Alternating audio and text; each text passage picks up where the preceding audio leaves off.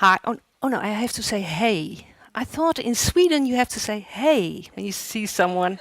Hey.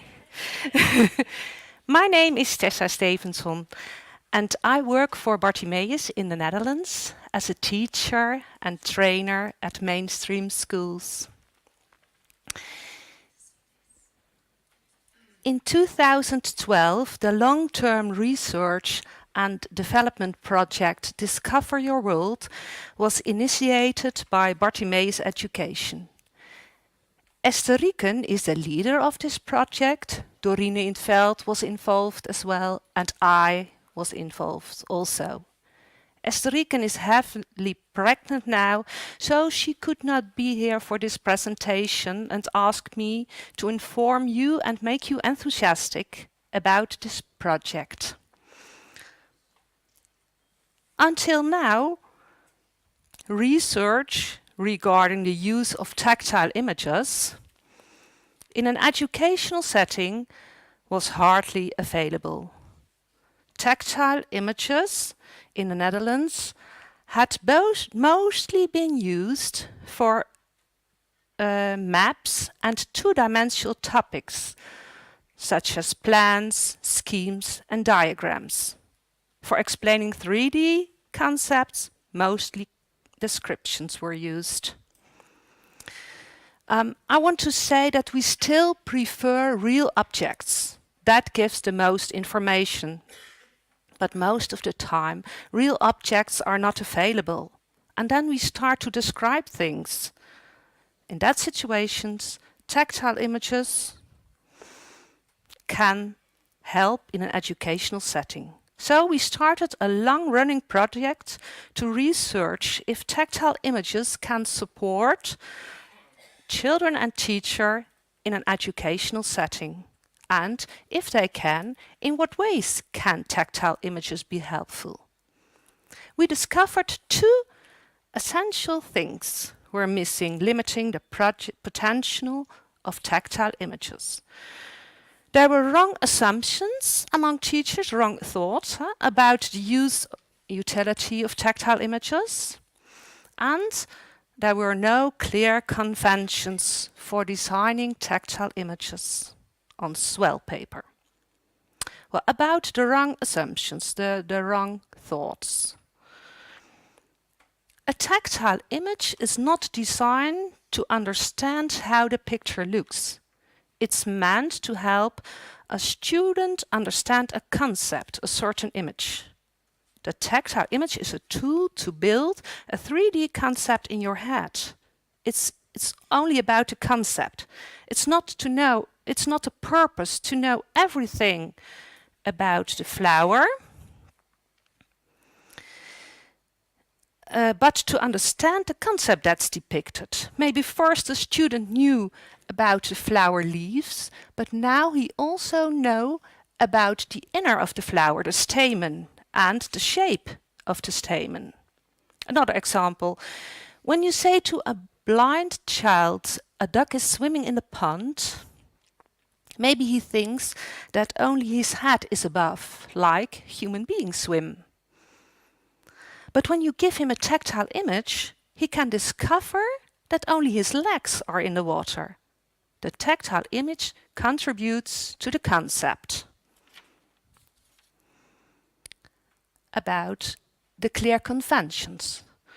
From now on, we make images with clear conventions. There are 10 rules, and I will explain you a few of them. We used swell paper for the tactile images.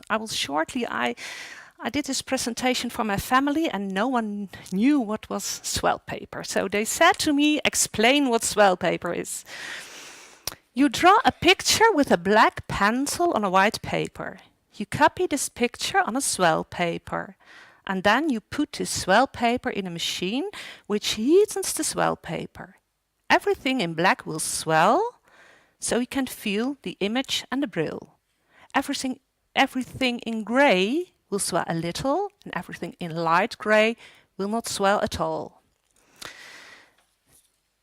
You can feel the image, you can feel the braille, But to assist the seeing people, there is written in regular print, I don't think you can see that from that distance, in light gray, so you can't feel that.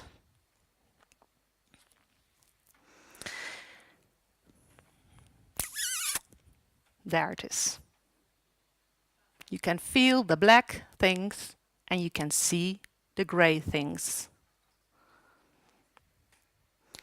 Another convention.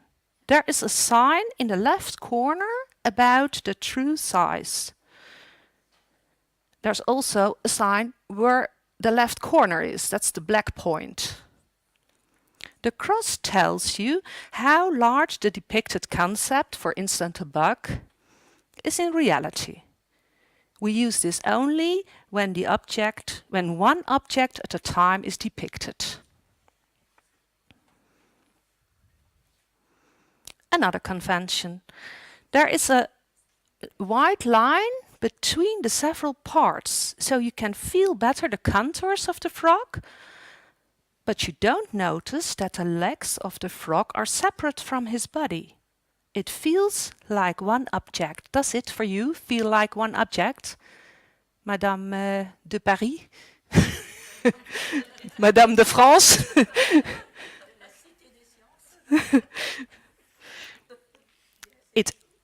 It only makes that you can feel it better. This research is meant for education. Are there learning benefits by tactile images?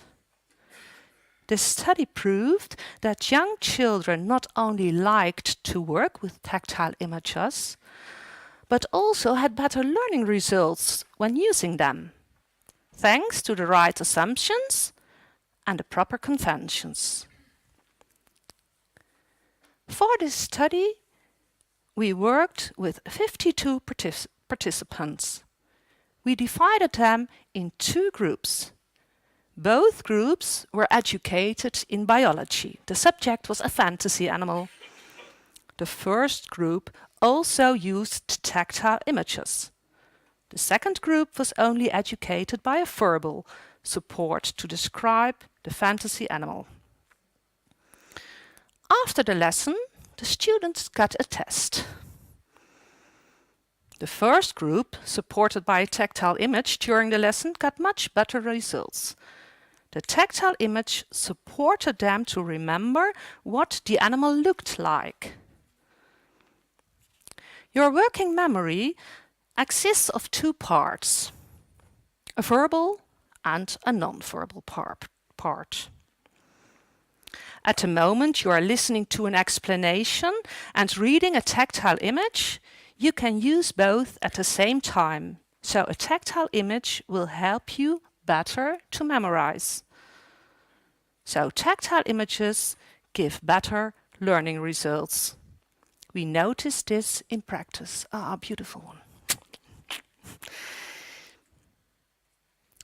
Just the use of the tactile image in itself gives better learning results. But we can even enlarge this effect further by giving a correct description while the student is seeing the tactile image. We have made a manual how to give the best support. It's not meant that you have to guess what the picture is about, what the image is about. You have to describe it, and that will help the pupils. We are now investigating at Bartiméus how the sound of a tactile image can support and enlarge the mental concept. For example, this is a drawing, a history, a tactile image. It's about our bad history. This is a slave gallery. We've made a tactile image of slaves on a gallery ship. A lot of slaves very close to each other. You can draw that like this, but you can also let them hear, just one moment, you can also let them hear the noise of the picture. It's more impressive if you hear it, so many slaves so close together. You use your nail, maybe you can hear it. So that gives more impression. I thought there were a few tactile images in the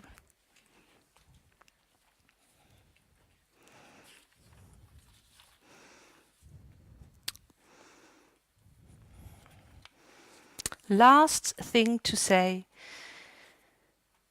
It's not only necessary to use tactile images, it's also very fun. Or you can use with your nails, you can hear the noise maybe. Very slowly, yes. It's also very fun for the student and the teacher as well. For more information, I refer you to our website of tactile images. You can find it on the tactile image Natasha will give you. On the website is also the email address, and you can ask questions about more rules, conventions we made, or other things. For all one. Okay, thank you.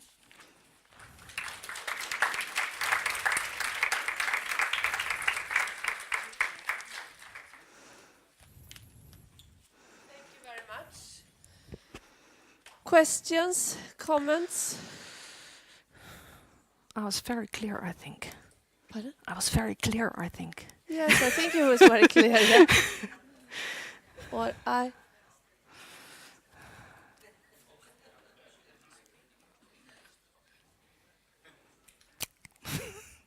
No. Yes, one question. So I'm interested in the collaboration that you have with your students to be refining and iterating and making these designs. And how do you improve upon the designs with the students? How do I? Make the designs with the students, or involve the students in the design. Well, we tested them with the students, but they were not involved with the process. Yeah. It's different, totally different from Professor Marek. Yes. Have you ever thought of involving the students in the design process of the pictures? We now are investigating the sound can support, and that may be a good for the next future. Thank you. Thank you. More questions, comments? Okay, thank you very much. Okay, you're welcome.